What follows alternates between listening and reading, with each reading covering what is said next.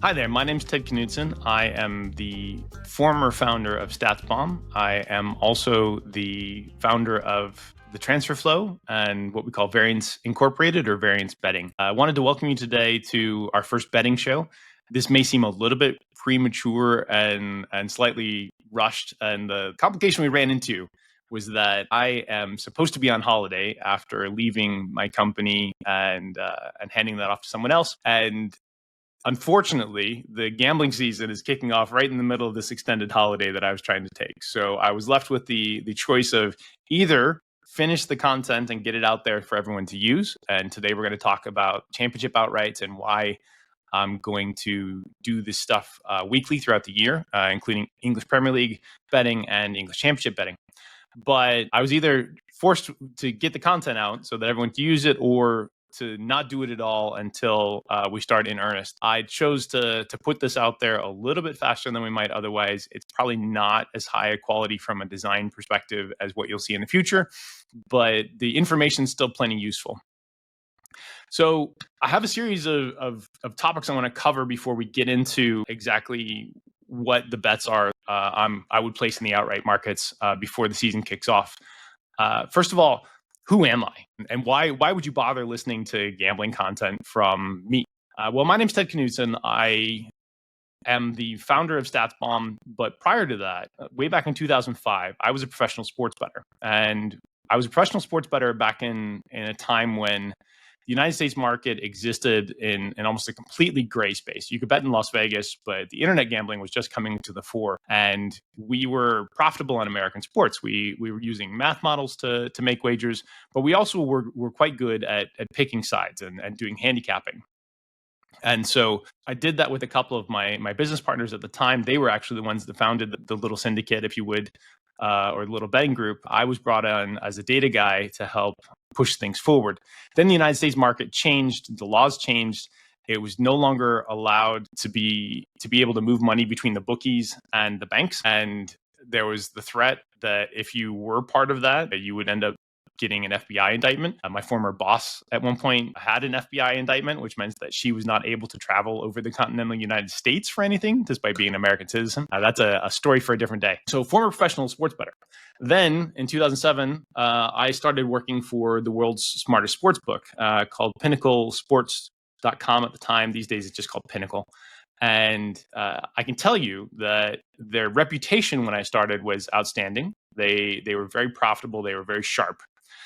But the actual behind the scenes was like way less smart than people would have expected. Nevertheless, it was also the cheapest place to play and to bet on sports. And that probably continues to this day. We'll talk a lot about prices and why you should really, really care about what odds you're being offered throughout the course of this educational sort of season, which is what this is going to be. So my name's Ted, used to be a former professional sports bettor. I also worked alongside the syndicate, one of the world's largest sports betting syndicates in Smart Odds, when I helped build the building blocks for Brentford's promotion from League One into the Championship into the Premier League, and Brentford are still there. Congratulations to them. Again, very small part played, but kind of a unique role where I sat next to people doing the modeling or the betting in that area. And then finally at StatsBomb, I realized that there was a hole in the gambling space and also in the football space. So what I did when I founded that in 2017, we designed data that was uniquely crafted, I guess, to be the best data for evaluating players and predicting future player performance, but also to be the best data for gambling on. And we have seen many successful syndicates use our data over the years in their betting work. So that's kind of the rough outline there. So what are we going to do? I'm going to talk about my bets in the Premier League and the Championship every week. And we're also going to launch a premium newsletter alongside the Transfer Flow that will create gambling related content exclusively there. The goal being to educate people to be a little bit smarter about how they go about gambling, where they go about gambling, what they should care about. And if we're not helping you win one more bet a week, maybe we can help you lose one less. Learning what not to play and when not to play those things is possibly the most important thing that you can learn as a bettor. Like, just avoid making dumb mistakes, or avoid cases where the market has really strong indications that this is bad and you think it's good, Unless you have a great explanation for why that's the case, you should probably not do that. So that's what we're going to do throughout the year. I will be talking about this on a weekly podcast. I don't know if I have a guest for that or if we'll do kind of to the screen, one-to-one type stuff. And then the next question I got was, why am I doing this? As a former professional sports bettor, you never want to talk about your betting unless you're kind of in a group that is safe and you can learn from things. People cover their edges so strongly there. Well, I'm in a unique position where, one, I have not only designed products for the bookies for almost a decade, but also used to be a former professional sports bettor at the same time. And I've also made my money from not sports betting. I made plenty of money from sports betting. Zvi and Seth did as well. But I'm at the point where I like betting on sports, and I've been very successful in betting on three different sports in particular.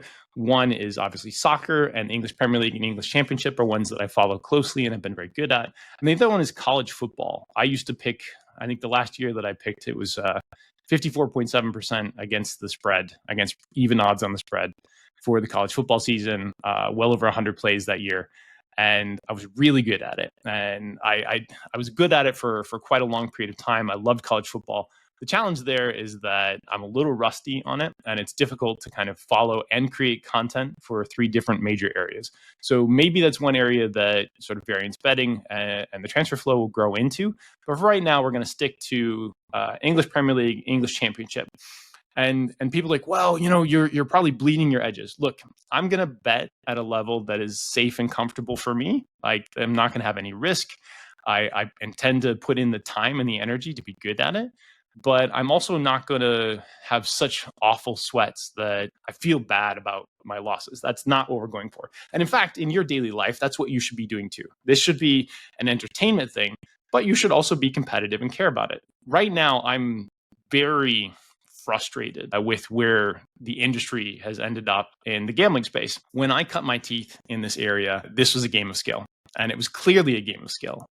These days, the prices are at such a level and the bookies their behavior is in such a way that it makes it quite challenging to regard it even as a game of skill. To explain this better, when you have 9% margins or whatever the insanity is, when you're looking at, we'll start with Vegas odds. When you're looking at -110, you have to win something like 52.5% of your wagers in order to be a break even or profitable gambler, right?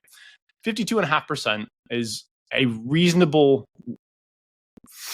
bar to be able to hurdle. Now, if you have these higher prices, or if you have a gambling tax, or a winner's tax, which is what seems to be the current level of discussion and potentially going to be implemented at places like DraftKings, et cetera, then your bar goes up to something like 54, 55%. There's almost nobody in the world that can pick 55% against the spread in a reasonable market, like in a market that's fairly well understood. That is like best in class and has been historically for a very long time. So basically, the behavior and the choices from a business model for the bookies in certain instances are making it impossible for this to be considered a game of skill. They're making it impossible for anybody to win on a regular basis. And I don't play casino games. I have no degenerate gambling streaks inside of me. I don't go sit down in a casino in any part of the world or on my phone and play that type of stuff. I only play games that I think that I can win. If I'm going to play games that are different than that, I'd rather play a video game than to be sort of giving away money to the house. And this is what we're going to talk about a lot over the course of this year and in our educational programs. So where you play and what odds they offer you is very important. So we'll talk about line shopping and things like that. So frustrated with the gambling industry. That's why I want to create this content. I want to be able to talk about it. Also helps me follow the players in the Premier League and the Championship, which is the other side of the business, and the transfer flow. So it kind of like dovetails together. It takes a lot of unique expertise that I have and brings it out to the public. So that's the point around the whole adventure right now. And I'm not worried about leaking things because I feel like I've done this for such a long period of time. I'm interested in the educational parts of it. And that's actually true from StatsBomb back in the old school days as well. StatsBomb was always focused in education. So is the transfer flow. If you've watched our podcast, you'll see that we talk about, behind the scenes industry type stuff because we've worked inside of the the football industry. And now we're going to talk a little bit on gambling and behind the scenes there because we've worked inside the gambling industry. So it all fits together. How are we going to do this? Well, we've got a weekly podcast that will come out. And then we'll also put, as I said, the market implied information will be in a weekly newsletter. I'll also talk a little bit in the same way that I talk about in the podcast around the justification for why I'm making picks or why I'm not, what things you might want to avoid, etc. So that's the broad thinking behind all of this and why we're going to do it. I do want to, before we get to the picks though, I want to hop in and maybe share just a little screen share on here to be able to show you kind of other places that you might play than the traditional ones. Now, this is super dependent on where you live and what's allowed in your jurisdiction. But the point here is to be able to tell you that there are places that still are out there that have discount prices, right? The first of these is a place called Pinnacle or pinnacle.com. I'm pretty sure that they're legal in certain areas in Canada. They may be legal in other jurisdictions. You have to be careful to follow the law, right? Like I had to leave the country originally in my career in order to follow the law. So be careful to do that. But again, the importance of shopping and betting at places that have the best prices as opposed to ones that offer you good bonuses is if you're going to do this for the long term, you want a place that offers winners. You can have a home even if you're winning. You also want ones that say you're betting minus 105 as opposed to minus 110. Well, now your bar for becoming a profitable bettor or a winning bettor goes from 52.5 down to like 51.25. And there are many, many times that we saw at Pinnacle where people would have specific market knowledge better than the traders, and in fact, better than many of the syndicates. And they would know so much about their leagues that they could win at 53, 54% of the time in areas that nobody else was a real expert. But the humans there were. And the combination of human and model expertise is what we'll be bringing to the fore as we continue on in this type of betting discussion. So Pinnacle is one place that you can do that. Another one that I wanted to mention was bet105.eu. It's a relatively new book, but they are for winning players. They've got reduced juice. And it's the type of place where I don't know if you've ever tried to get a cash out, but for me, I have left thousands of dollars stuck at books because of cash out problems, partly back in the olden days, and then partly simply that they were slightly criminal/fraudulent. Bet105 is a place that is offering to overcome that. There are a couple of US options as well. I'm not an expert on that. This is part of the area where I will be educating myself and we will be educating you in the future. But Prime Sports is one. I think they're available in a few different sports. That's one that's done by Joe Brennan. You can find them online and Twitter. I've known Joe. I met Joe at a conference at Sloan, actually, when he was on a gambling panel. I don't know him personally that well, but I've kind of followed his content and his career. Circa is a place that has always said that they will offer, winners are allowed. And then FanDuel seems to be, of the FanDuel DraftKings lean, seems to be a little better about that as well. We'll talk a lot about that in the future. But I just wanted to say that if you have the opportunity to bet at a place that, one, will allow you to win, and two, gives you the prices that allow you to win if you're good at it. Those are the types of choices you want to make. You don't want to chase bonuses because that's not winning better behavior. You might be good at it. It might be a way that you're making a living on it. But honestly, it's probably not worth your effort. It's certainly not worth the fun element of this. You're worried about the business of getting your money out and rolling those bonuses over as profitably or as cheaply as possible. For me, I'm just betting to enjoy myself, but I want to bet at places that make this a game of skill, and that has not been on offer in the past. So I wanted to mention that before we go too far in this, because your choices about where to bet also determine, whether or not you will be able to make the plays that I'm talking about. Again, there's no guarantees that anybody's going to win. I'm going to talk to you about my betting. I will continue with the same sort of procedures that I've done in the past that have allowed me to win, but I don't know that I'm going to win in the future, and nobody does. But what I can do is I can make choices in where I play and the juice that I play at, or the margins that the bookies offer me, that give me the best chance to win in the long run, which is what I care about. I'm not somebody that's doing this for short term. This is part of my life. It's part of my lifestyle. It's part of my entertainment. So those are two areas. Pinnacle is always the constant one. There's some newer places that have come up in recent times that also reject the behavior of these old school bookies that are just marketing bookies, huge margins. Don't play single game parlays with their 25% margins on them. Like, you need to be thoughtful and sensible about what you play from here on out. And also, if you're playing and choosing the same sort of stuff that I would choose, and you're winning for the long term, you'll get kicked out of those crappy books pretty quickly anyway. So, looking at the championship model, I'm going to speak these things and we'll put them in the newsletter briefly to recap them as well. But the area that I'm choosing from here is we have a market implied model that looks at the quality of the teams from last year and what the bookies sort of thought in terms of how good were these teams last year. Now, a lot of things have changed in the offseason. And in fact, a team like Leeds just recently sold Crescenzio Somerville, who's their best player. But they're a pretty good team in general. They recruit pretty well. Like, how much does that impact their odds is a big question. Burnley last year, they've lost their coach, but also, again, quite a good budget. They came down. They should. The question is how much you believe in Scott Parker. I'm probably less of a Scott Parker fan than the bookies have been, or a lot of I'm certainly than Burnley are. But it's, again, it looks like it's pretty good, pretty interesting. One of the things that happened last year was there were 4 good teams in the championship. And in fact, Leeds were probably the best of those teams.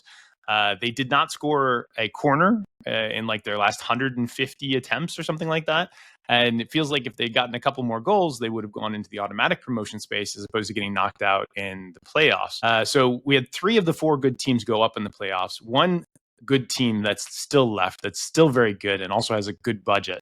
When I'm looking at this model, we're looking at the winner, and we think that the winner is something like 45% to be Leeds. And so when you're seeing odds of, depending on whether you're in decimal or in fractional, I never use fractional. You'll not hear me discuss fractional in general. That's not an odds format that I'm comfortable with. But when I'm looking at the spreadsheet and I look at the other odds, there are basically 3 main values that we see in all of the championship. First one's Leeds, who have the biggest value still. We think that they're probably the best team there. They have the best chance to win outright. And that's also true for promotion. If they're sort of 45% to win outright, then promotion then is larger than that, not an insignificant value there. Then the other 2 are Burnley coming down, and which, I might discount that as a person versus the model because I'm less of a believer in Scott Parker. Usually that means that you would make a smaller wager on Burnley, either for promotion or the outright. And then the third team that we're looking at there is Luton. Luton basically went up. They used all of their money to rejig for this next year in the championship and also for investing in the club. That's smart for the long term. It wasn't the type of thing where they looked at the Premier League and like, oh, we're going to work really hard to stay here. They felt like they probably got lucky. They made really good long-term decisions in how they spent their money. And they are the third team, less so about winning outright, although there's still value in them in the outright, but more so on promotion. We think that, the model thinks that they're probably the third most likely team to get promoted, maybe even second, depending on how you evaluate Burnley, whether the new coach is going to cause issues with that, etc. So those are the areas that we looked and said, okay, those are pretty significant. The other area that I want to talk about, you can combine these in different ways, by the way. So if I'm saying these are the value teams, we think that the model thinks that Leeds is about 45%, maybe a little less, but in there, only in the 20 to 24% range, I would say less. And then Luton are about 25%. So like, if those are the probabilities of winner, then promotion goes beyond that. You get the combinatorial math there. They're also pretty unlikely to be relegated. So usually not much value in those markets. But the relegation market is also intriguing. So like Plymouth are certainly the ones that everybody looks at and say, yeah, very, very strong chance that they're going to go down. The other one that looking at the model versus the actual outcomes, like Cardiff struggled a lot this past year. And the model thinks that is going to be an interesting one. And then obviously Sheffield Wednesday are probably the big chaos team. Who knows? They having followed that league for a very long time. If you find decent value in them being relegated with your bookies, you go on either Odds Checker or one of the odds sites. You want to look for the best price on these. But Sheffield Wednesday is the third team that the model sees significant value in for being relegated. That's really what I wanted to cover from the championship outrights. It's not, championship is the best league in the world. And I know the guys at Not the Top 20 would agree with me. They have their own opinions on likelihood of relegated teams that they put out there.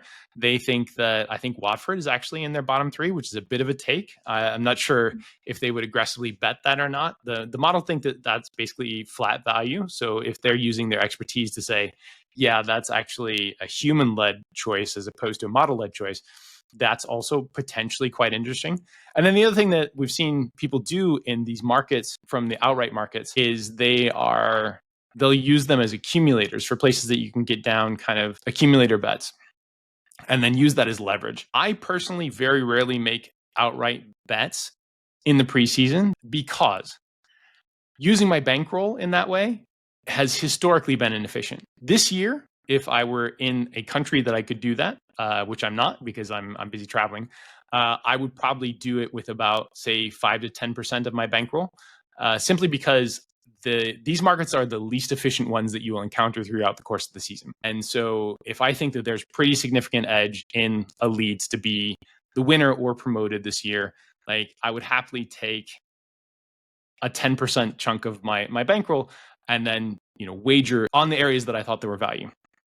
Normally, the week by week churn of your bankroll in positive EV situations is going to be a much better play for that. But because we're kind of in an entertainment space and because we're looking for best value that doesn't impede our long-term betting, that is probably how I would approach the championship in particular and wagering. In the next time that we cover things, we're going to talk more about the Premier League, sort of the high variability in some of these teams. I was very big on Manchester United outside the top six last year, or top six or worse. I hated Manchester United last year. And in fact, as a precursor to the next episode, the model thinks that they have higher chances of relegation than of winning the league, which is almost an impossibility if we look at it. But they did give up the second most shots in all of Europe last year on the defensive side of the ball. So it's not unheard of that the model is speaking some level of truth there. I'm not sure that I would wager significant amounts of money on them to be relegated. I don't think that that's a likely thing to happen. But certainly versus putting them in the Champions League, we'll see. Anyway, I hope you've enjoyed the first episode here. I hope that you're on board with the concept. I'm certainly willing to listen to people's opinions about it. I will craft the content and the concept as we go to adapt to what you guys are interested in, but also to my own interests. Like I'm doing this for fun for me, and you guys will be able to see a lot of that going forward too. So thank you for joining me in episode 1. We will be back probably in the next few days with some Premier League chat around what the market implied models see there, what the gambling markets show as value, and enjoy the championship this weekend. Best league in the world, most competitive league in the world. Who knows what's going to happen this year? Absolute chaos. That means it's going to be hella fun. So all the best. See you soon. My name's Ted Canen. You can find me at The Transfer Flow on Twitter, thetransferflow.com/subscribe. And my Twitter is Mixed Canuts.